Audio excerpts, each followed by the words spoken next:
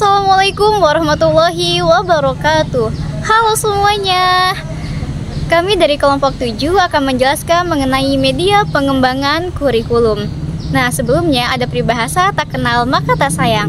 Maka kenalkanlah saya Futuhatul Fadriyah dengan NIM 231010075 dan rekan saya Resdia Anggara Putri dengan NIM 231210094. Sebelumnya yang kami hormati kepada dosen pengampu Ibu Dr. Helna Nielis, MPD, dan tak lupa kepada teman-teman sekalian yang kami banggakan. Nah teman-teman, jadi pada kesempatan kali ini kami akan menjelaskan mengenai tayamum. Mari simak penjelasannya. Nah teman-teman, agama Islam adalah agama yang sangat memudahkan hambanya untuk melakukan ibadah. Salah satunya yaitu sholat. Alat bersuci yaitu air, ini salah satunya. Nah bagaimana jika tidak ada air maka boleh menggunakan debu, itu disebut dengan tayamum. Lalu apa sih pengertian dari tayamum? Tayamum secara bahasa berasal dari bahasa Arab yaitu yamma, yang berarti mengusap atau menyentuh dengan tangan. Nah jadi dapat disederhanakan bahwasanya pengertian tayamum mengusap tanah atau debu sebagai pengganti air untuk bersuci. Tayamum memiliki kedudukan yang sangat penting dalam syariat Islam. Nah, tayamum ini merupakan salah satu bentuk keringanan yang diberikan oleh Allah Subhanahu wa Ta'ala kepada semua hambanya untuk tetap melaksanakan sholat, melaksanakan ibadah meskipun dalam keadaan darurat, misal dalam keadaan tidak ada air, dalam keadaan sakit, dan sebagainya. Nah teman-teman, dalam hadis Nabi juga dijelaskan mengenai tayamum, yang artinya tayamum adalah bersuci dengan debu yang baik, hadis riwayat Muslim dan lainnya. Dari sini dapat disimpulkan bahwasanya hadis ini menegaskan tayamum sebagai salah satu cara yang sah untuk bersuci dan diterima oleh Allah Subhanahu wa Ta'ala. Lalu apa ya syarat-syarat tayamum? Yang pertama, tayamum dilakukan karena sebab syar'i. Nah, sebab-sebabnya yang pertama tidak adanya air.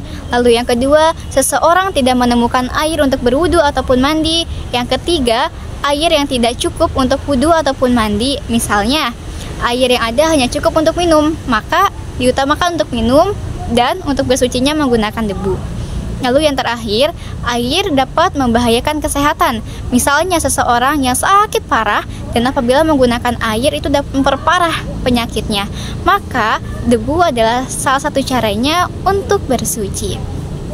Lalu yang kedua, tempat tayamum itu harus tanah atau debu yang suci. Debu atau tanah yang digunakan harus bersih dan tidak terkontaminasi najis. Ini penting agar tayamum sah dan dapat diterima. Lalu yang ketiga adalah niat. Nah, niat merupakan hal yang paling penting dalam tayamum.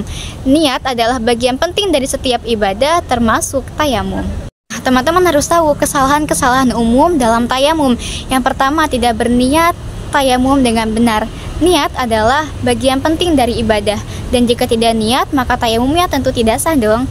Nah yang kedua, tidak mengusapkan wajah atau hanya sebagian tangan saja. Mengusap wajah dan tangan adalah bagian penting dari tayamum yang sering diabaikan. Lalu yang ketiga, menggunakan benda selain debu atau tanah yang tidak suci. Tayamum hanya sah dengan debu atau tanah, bukan dengan benda yang lain. Lalu yang terakhir, mengabaikan sebab syar'i yang mengharuskannya tayamum. Tayamum hanya boleh dilakukan dalam kondisi tertentu, dan jika tidak ada alasan yang sah, maka tayamum tidak diperbolehkan. Nah, selanjutnya yaitu hikmah. Apa sih hikmah dari adanya tayamum? Yang pertama, kemudahan dalam ibadah. Nah, tayamum itu kan tentunya memberikan kemudahan bagi semua umat Islam untuk tetap bersuci dan melaksanakan ibadah meskipun tidak ada air, meskipun dalam keadaan sulit. Nah, yang kedua, mengajarkan kesabaran dan tawakal. Tayamum tentunya mengajarkan kepada kita semua, umat Islam tentunya, untuk bersabar dan bertawakal kepada Allah dalam menghadapi kesulitan. Nah, yang ketiga, menghargai nikmat air. Hayo, siapa yang sering buang-buang air saat mandi ataupun sebagainya. Nah, tayamum mengingatkan kita untuk selalu bersyukur atas nikmat yang sering kita anggap remeh. Dalam keadaan darurat, kita diajarkan untuk menghargai setiap nikmat yang Allah berikan.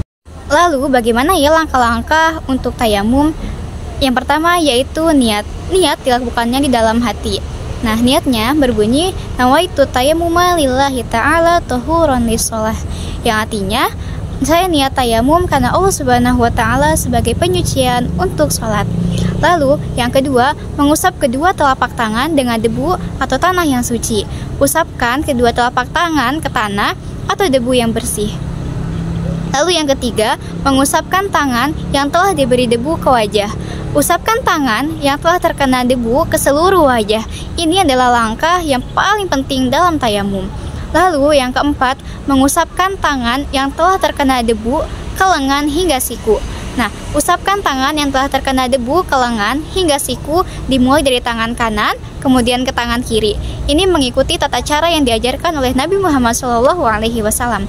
Lalu yang kelima, yaitu doa setelah tayamum. Doa setelah tayamum berbunyi Allahumma ij'alni minat thahirina waghfirli dunubi, yang artinya, ya Allah, jadikan aku termasuk orang-orang suci dan ampunilah dosa-dosaku. Lalu bagaimana ya situasi yang memungkinkan untuk tayamum? Yang pertama, ketika kita dalam perjalanan jauh.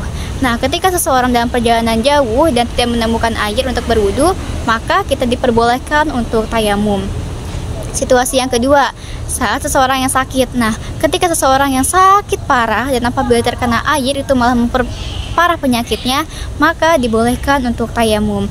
Situasi yang ketiga, kekurangan air. Nah, dalam situasi darurat seperti bencana alam yang mengakibatkan kekurangan air dan hanya cukup untuk minum, maka tayamum diperbolehkan.